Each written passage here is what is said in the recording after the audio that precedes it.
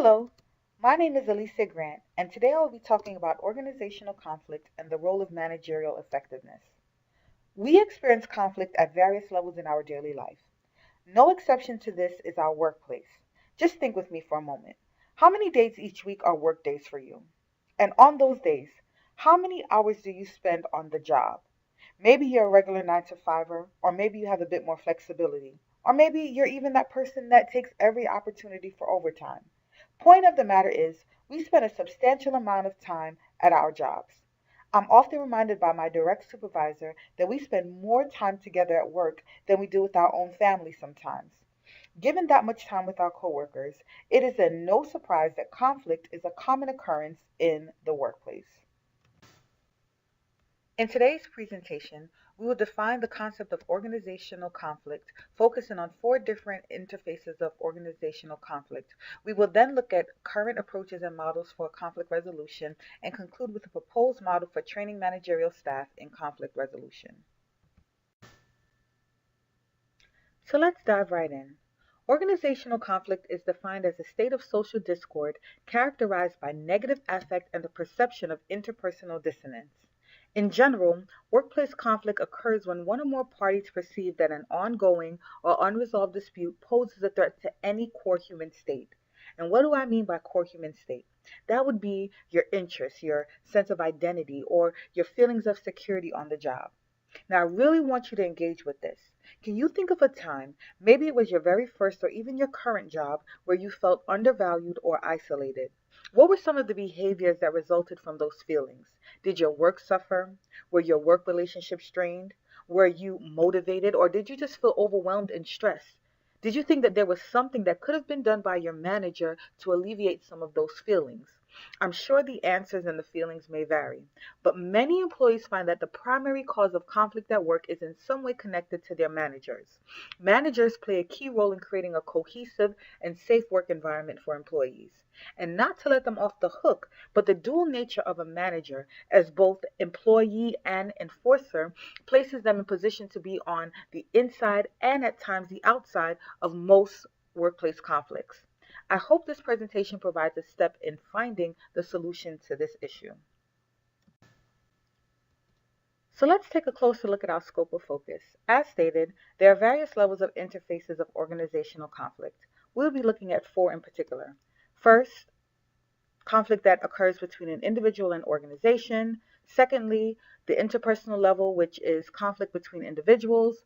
Thirdly, individual versus group. And lastly, intergroup conflict, conflict that happens between established groups of people such as teams, groups, or departments. At the individual level, we will look at the concept of psychological contracts. At the interpersonal level, we will look at cognitive flexibility, balance of self and other focus, and self-regulation. For the group interfaces, we will look at a typology for intergroup competencies, mediation, emotional intelligence, and two models for group interventions. One theory of conflict resolution presents a framework of treating conflict as an obstacle. If you've ever completed an obstacle, you know that it involves the use of an array of skills. In this way, conceptualizing conflict as an obstacle is another way in which we can think of the benefits that can result from building resolution skills. According to research, unless people are inclined to disengage prematurely from ongoing activities, obstacles will prompt them to step back and adopt a more big picture style.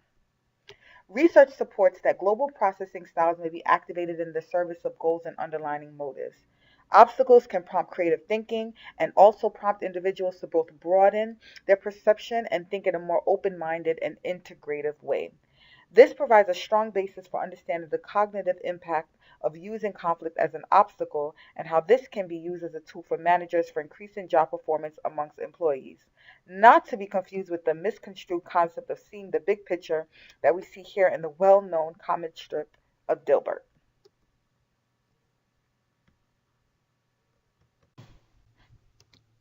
At the foundation of the relationship between an individual and the employing organization is a psychological contract. The idea of psychological contract implies that there is an unwritten set of expectations operating at all times between every member of an organization and the various managers in that organization.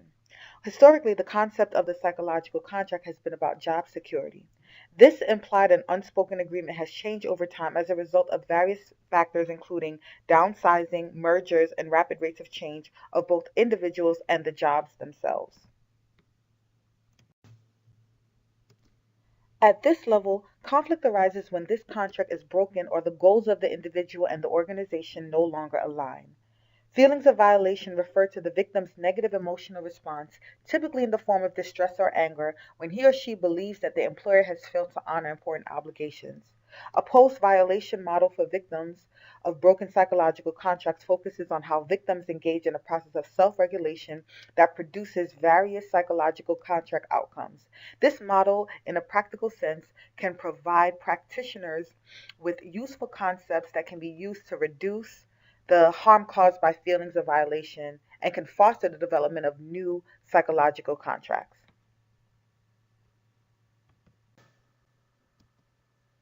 There are key factors that have a strong impact on individuals in conflict, namely cognitive flexibility, a balance of self and other focus, and self regulation. Let's take a look at cognitive flexibility. Cognitive flexibility is comprised of two competencies: perspective taking and empathetic concern. Cognitive perspective taking refers to the tendency to spontaneously adopt the psychological viewpoint of others. Empathetic concern is an effective tendency to experience feelings and concerns for others. Research indicates that individuals that possess a cognitive ability to move flexibly through various perspectives results in more successful outcomes. Providing a theoretical framework for the concept of balance of self and others is the dual concern model. This model identifies that the joint combination of two motivations, that of satisfying self-interest versus satisfying the interests of others in conflict, results in one of four basic quadrants of behavior, namely competitive, collaborative, accommodative, or avoidant approaches. This has clear implications for how to frame the benefits of conflict resolution and the desired outcomes that are necessary to maintain a productive and cohesive work environment. Self-regulation is a strong indicator for potential in reducing anger and aggression in conflict. Self-regulation depends on a sequence of four cognitive and emotional processes. One, how a situation is encoded, the activation of expectations and beliefs, the emotions that are triggered, and the goals and values engaged. There are a number of reasons why people fail to self-regulate during conflict, namely stress, lack of motivation, anxiety, rumination, and preoccupation. In a professional setting, these reasons can also be addressed through the coaching and management styles of those in a managerial position. Individual versus group and intergroup conflicts can occur as often as conflicts between individuals. Ramsey and Layden present a typology of 14 intergroup competency skills. The skills are divided into two categories: approach and focus. The typology builds upon current research that states that people can unlearn ingrained habits such as automatic stereotyping. Since the 1990s, work teams have become more prevalent in organizational structures. Characteristics of successful work teams include unified purpose, communication, and effective problem-solving skills. Work teams comprised of individuals with a high emotional intelligence will perform better than teams with lower emotional intelligence. So let's look at methods of conflict resolution. One method to resolve an organizational conflict is mediation. In mediation, a neutral third party is asked to help both parties come to a mutually agreeable solution to the conflict. The role of a mediator is not to make decisions, but rather to act as a facilitator of the process. Research has shown that mediators yield the best results when both sides consider the mediator to be competent and trustworthy. Another approach is to target the entire work unit. The underlying principle of this approach is shaping the group norms and expectations to reverse negative spirals. Here you see two models of third-party interventions for managing intergroup conflict. Organizational climate studies from the 1950s to the 1990s show that 60 to 75% of employees report that their direct supervisor is the most stressful aspect of their job. The role of those in managerial positions is both complex and ambiguous. Researchers suggest that this ambiguity intensifies as a manager moves higher and higher in an organization. Managers are thus a pivotal aspect of devising a model for organizational conflict resolution. In a study comparing a feedback workshop with a control and comparison group, results showed supporting evidence for the effectiveness of multi-source feedback techniques when coupled with the feedback workshop facilitated by a competent and supportive facilitator. Important outcomes of this study also were an increase in the use of two core tactics to influence subordinates for managers who participated in the feedback workshop, as well as three conditions that should be considered when designing an effective feedback intervention. One, providing training and follow-up. Secondly, providing a supportive environment for behavior change. And lastly, review of appraisal and reward systems. These findings provide a basis for building training programs that will focus on those who are in managerial and supervisory positions. The content and outcomes of the training model for managers should be centered on the concepts and skills of organizational conflict discussed. The structure of such a model should be done as a multi-phase program where they are trained in said concepts while simultaneously participating in a multi-source feedback program, including feedback workshops led by a skilled facilitator. In conclusion, since conflict is a common occurrence in organizations, empowering and training managerial staff to identify and assess conflict and facilitate conflict resolution models will help to create an environment where conflict is used constructively to build stronger work teams and prove to be more cost effective in the long run.